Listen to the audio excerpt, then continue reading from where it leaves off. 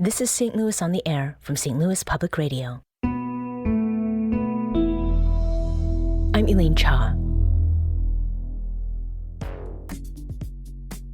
Economists in the U.S. are sounding the alarm on what they call a she-cession, which is a term that came about early in the COVID-19 pandemic to describe the steep decline in the number of women in the workforce. Since then, that decrease has continued, with more women leaving the workforce than entering it.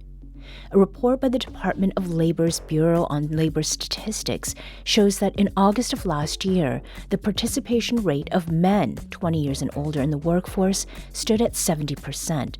That rate was slightly up this year.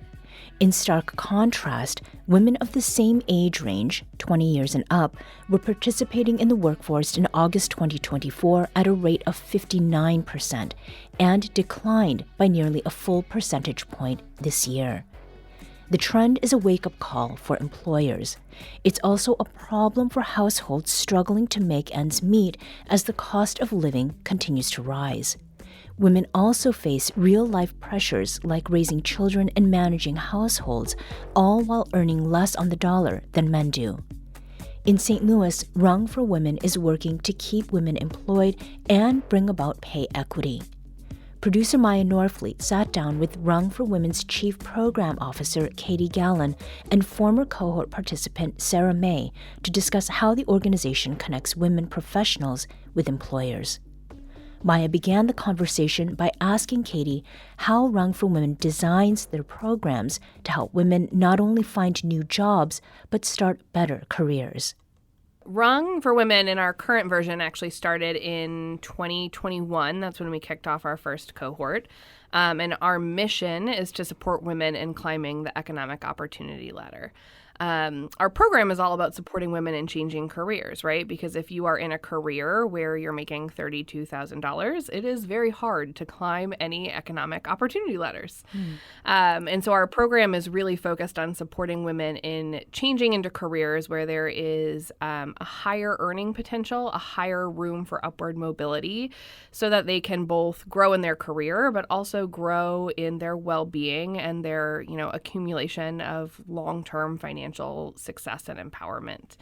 So it's a 12-month program, but all of our members go through a tremendous amount of training. They're learning new skills, new technical skills in one of our kind of skills areas. So areas like project management, digital marketing, IT support, data analytics, advanced manufacturing. They're honing their what we call power skills, right? The world calls them soft skills usually, but they are actually not soft. They're very powerful. So they're honing their power skills. And they're going through coaching to really work with someone and think about, like, what is my goal? What do I want my career to look like? What type of place do I want to work? And while they're doing all that, right, Rung's program is exclusively for women. And women have a tremendous number of roles that we, by default, often play in society, right? We're caregivers. We're supporting not just ourselves, but often our families.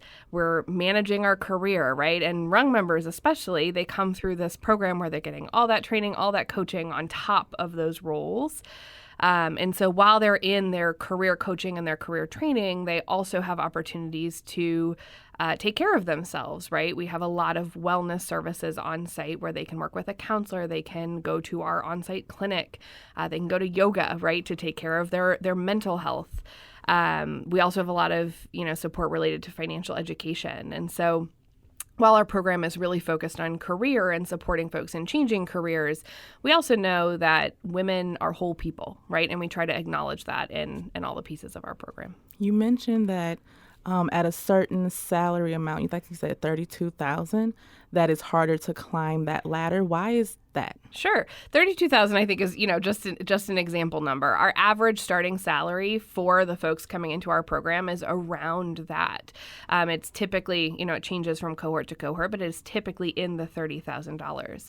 And when you think about, what you need in our current world in order to live month to month, if you're paying for housing, food, utilities, if you have children, you're looking at childcare and feeding them, which as a new mother, I can tell you, is exceptionally expensive, right?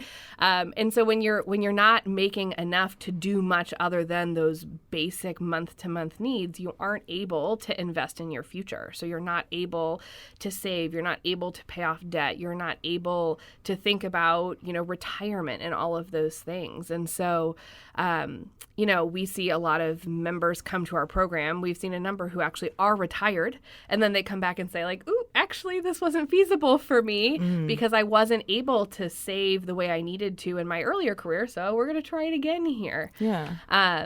And so that's, one of the requirements to join Rung is that you make less than $50,000, because that's really kind of locally where we've said, all right, this is the group of folks where our program can help make an impact, help move you above that threshold so that you're able to not just survive, but thrive, right? Not just meet those basic needs, but start to save for the things that you uniquely care about for the future. Yeah. And Sarah, tell me about before you made it to Rung, before you started that training, what was life and career looking like for you? Yeah, so my career after college, I opened a vintage clothing shop in Illinois. I had, vintage clothing and furniture and everything, and did that for a while. After I closed my shop, I went to another vintage seller and traveled with them. They were a wholesaler, and I traveled across the United States and even went to Japan to sell vintage, and that was all fun, but it was not lucrative enough to survive. It lost its luster. Even the travel lost its luster because I was away from home and my husband and everything. So after that, I got a job at a local print shop, and I loved what I did there. I started out as customer service, moved up, was in kind of it's a small business, so was kind of in operations management type, no titles really, but that was when I was even though I like my job and I like the company and everything, there's nowhere to go from here at a small business and at all the other small businesses I ever worked at. I love them. I will continue supporting small business. Absolutely. But I knew I needed more growth opportunity to be able to have the future I wanted. And so that first meeting with the cohort, what was going through your mind? I was nervous. It's one thing about Rung is it's hard to make friends as an adult in general. Yeah. And so going to Rung, it was all these women, different walks of life, different ages, different races, different, experiences than me, all wanting the same thing. Yeah. And so it was there was this commonality with everyone that I was able to make connections and make friends. And I was this feels like home, because for once in my life, I'm striving for something that everyone around me is kind of striving for. Mm-hmm. So when you say you were looking for the same thing, and earlier you said you were looking just for more, so what more were you looking for career-wise? So I wanted to be secure financially. I also needed to be, I knew what I was doing at that point. I wasn't challenged. I was kind of stagnant, and I needed more as far as growth, opportunities, challenge, and money. Yeah. I needed more money. Absolutely. And so now you have a new career. Mm-hmm. Tell me about that. So I'm at Cushman & Wakefield now, and I'm in a starting position. It's not like I'm all of a sudden can pay off all my debt and everything, but it's a great place to work. I got connected with them through Rung. Mm-hmm. I've loved my experience there, and this feels like home. That's former Rung for Women cohort participant Sarah May and Chief Program Officer Katie Gallen in conversation with St. Louis on the Air producer Maya Norfleet. They were discussing how the organization helps women in St. Louis climb the career ladder. During the conversation, Maya asked Katie about how role-playing in career simulations helps women they serve. one of the things that a lot of our members do, like when they're kind of nearing the end of our journey, is say they are getting a job offer, they need to negotiate that job offer, right? That's a really scary thing to do if you've not done it, if you've not practiced it. And in a simulation, I get to practice negotiating my job offer with you and you're trained, right? You are trained in how to play the role and how to be the hiring manager, to ask realistic questions, to push back on me so that I can get practice responding to that. And so it's a way that all of the skills and practices that folks are learning when they're in the program, they get to as close of a real world application as we can give them without, just following them into their actual salary negotiations. So, and that sounds like then the difference between a job training, which is when you just go in and you learn how to do the steps that is getting you paid, but then career training, you're learning how to do the job, sure, but also how to function within that job. Is that accurate? Yeah, absolutely. Like we very specifically use the term career. So we talk about, skills tracks, career tracks, rather than job, right? A piece of our program is called career attainment. It's not called job attainment because it really is focused on not just getting into the next job, but getting into a place that will support a long-term career and making sure that folks have opportunities to really wrestle with all of the things that it's going to take to be successful in that. A lot of traditional workforce development is critically important and plays a really important role in supporting folks in getting those jobs, but it's very targeted, right? You say I am training for this one specific thing. I will then go into that one specific job. And then after that, you have to figure out what happens next. How am I successful? Where do I go? What do I do? And we really try to kind of smooth out that pipeline and make sure that folks are supported beyond just, getting the offer for that initial job. So when someone walks in for, they've been selected to be part of cohorts, day one, are they just I'm going to tell you what I imagine. You know how if you ever play Pokemon and you have to you have your starter Pokemon, it's I got to pick the right one because that's the Pokemon I'll be rocking with for the rest of this time. Is it here's a buffet of career paths, pick one? How does that work? Yeah, that's a little bit. Yeah, a little bit. Goes, yeah, that's how it feels. That's kind of right. Yeah, it is. I mean, we have five what we call skills tracks, right? Okay. And I think this is actually one of the things that is a little unique about Rung. Is the way that we approach helping folks identify roles, right? So Sarah's career or skills track was project management. Her job title is not project manager at Cushman & Wakefield, right? Our philosophy is something that we call skill stacking, right? We say every member who comes into Rung has tremendous professional experience and skills, right? Our average age is in the upper 30s, so most of our members have been working for some time. They're coming in with a lot of really important skills from their personal life and their professional life. And then at Rung, you can pick a set of skills to stack on top of that, right? So the 5 kind of technical skill sets that you can stack onto your existing stack are project management, digital marketing, IT support, data analytics, or advanced manufacturing. People do look at those and they go, what do I pick? Yeah. Right? And you kind of see the wide-eyed, when they come in for an information session, they look at you. It's just my future, casual, whatever. Right, I know. This is a huge choice. And we're it's fine. Just pick one. It's okay. But it's better than doing it in college when your prefrontal 18. cortex is not yet formed. That frontal lobe is still mushy. You have no idea what you want to do, right? And so you choose studio art and English, like I did. So then what drew you to project management then? Because I was an entrepreneur, because I had experience doing kind of operations type management, it seemed like the best track that I already had a baseline skill level at. The project management seemed like a great fit for me. I already felt like I had the personality and the skills to carry that through.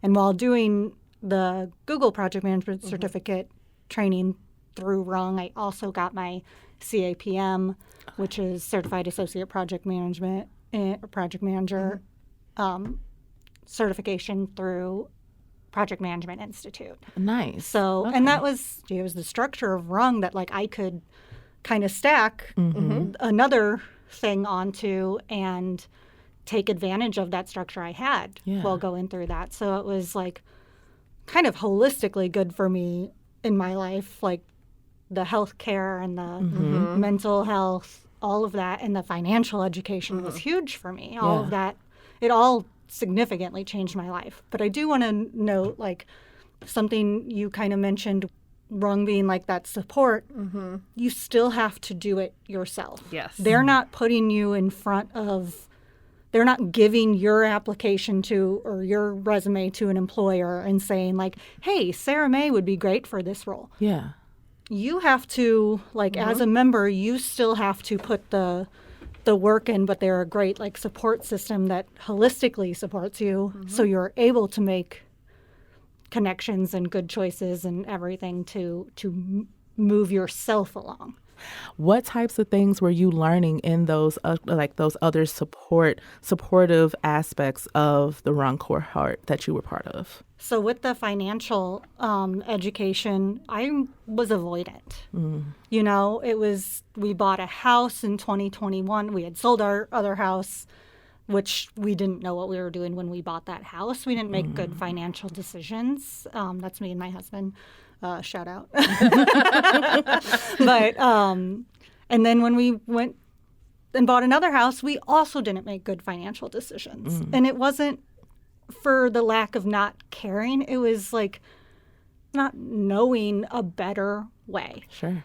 And so after going through like the financial education, having meetings with one-on-one with the coach, I have now, like, since that first meeting, I think I've paid off $15,000 to $20,000 of debt. Wow. From Congratulations. making better choices, learning how to budget. Like, we don't, like, even when I was making less money, there was still a better way to spend that money. Sure. And, you know, happiness from buying a little trinket, a little thing, is so fleeting when you have financial security for your future and when you see your savings grow and when you see that debt go down. Katie, of those career paths that you mentioned, do you notice any particular like trends of where your participants are kind of maybe leaning more towards? That's a good question, and it changes a little group to group. Project management is a really, really popular one. A lot of people like Sarah come in and say, hey, I have some background skills in this. This is a good fit for me. And for a lot of folks, it is, right? Project management is also the track where we see a lot of folks say like, oh, that's comfortable. I think I'll go there, right? And so people tend to have one of two experiences. They either say like, wow, I love doing this. I love keeping things in order. I love having this motivation and it's wonderful. Or they get into it and they're like, oh, I picked this because it felt safe for me, not because it's what I wanted. And then they have to really rethink and say, ooh, is this actually what I want? Beyond that, I would say it's a pretty even split. Different people are drawn to different things, right? If you are someone who likes to be more creative, who likes to really think about, cognitive empathy, like how are people going to respond to this? Like digital marketing can be a really good one for you. If you're someone who likes to tinker, right? Like you really like to fix things, you like to get in and see how things work, like IT support and advanced manufacturing can be really good fits and opportunities for you. If you're like me and you're the Excel nerd and you really love to think about like, how do numbers work? How can I make this faster? How can I automate it, right? Data analytics is probably a good fit for you. I think the thing that's common between all of those, though, is that they tend to be career options where women are less represented. So what does that mean? Yeah, women in general, across the United States tend to be overrepresented in roles that are focused on caregiving or roles that have kind of a lower ceiling, and underrepresented in roles that have higher ceilings, like in technology or in advanced manufacturing. And ceilings being like upward mobility to be able to like progress in that career. Yeah, progress in your career and progress financially, Okay. both. So locally, we are seeing a lot of movements to try and change that, right? There's been a big local movement recently about, increasing the pipeline into advanced manufacturing roles, and with Rung and other organizations focusing on doing that specifically for women. And when participants get into those roles that are traditionally have been underrepresented as far as like women in those workplaces, what are they coming back telling you? Yeah. One of the things that we have conversations about when an employer is interested in participating in our network is what their culture is like, what their growth opportunities are like, how they are supporting women, so that we can make sure that, partners that we are connecting members to have, some foundational things in place to make sure that it's a good experience for our members. Understanding that the job force is just rough and rocky for everyone, and it's even rougher for women. And knowing these trends are really on a downward path of how many women are being employed, are being paid what they owe, are living a sustainable life, not just surviving, but thriving, as you said. How does that also inspire which careers and which jobs that Rung partners with in order to help folks who are coming to you? Yeah, that's a great question. So I think tactically, right, the 5 kind of skills tracks that I mentioned are all what we would hear called middle skill, right? They don't require a college degree because, a lot of the population does not have a college degree. Sure. But they have room for growth, and they're somewhat evergreen, right? You can use project management skills in so many industries. I think probably every industry has roles that use project management skills, right?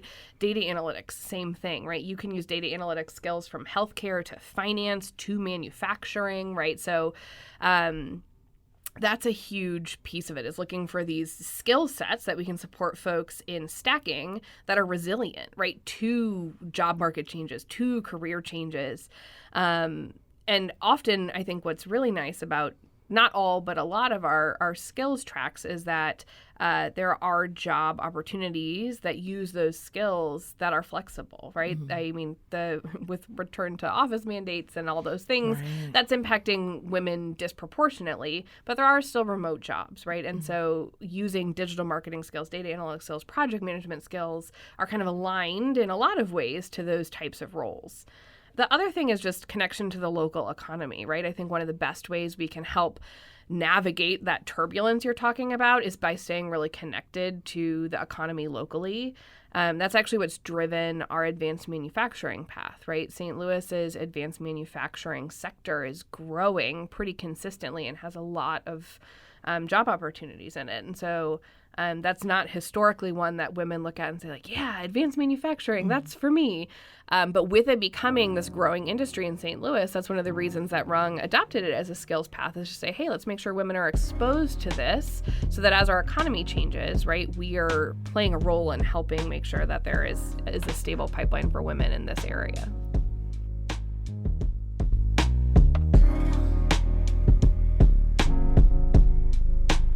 That was Katie Gallen, Chief Program Officer at Rung for Women, and former cohort participant Sarah May talking with Maya Norfleet. They discussed how women are leaving the workforce at an alarming rate and how the organization is helping women find and start new careers in St. Louis. For more information, visit rungforwomen.org.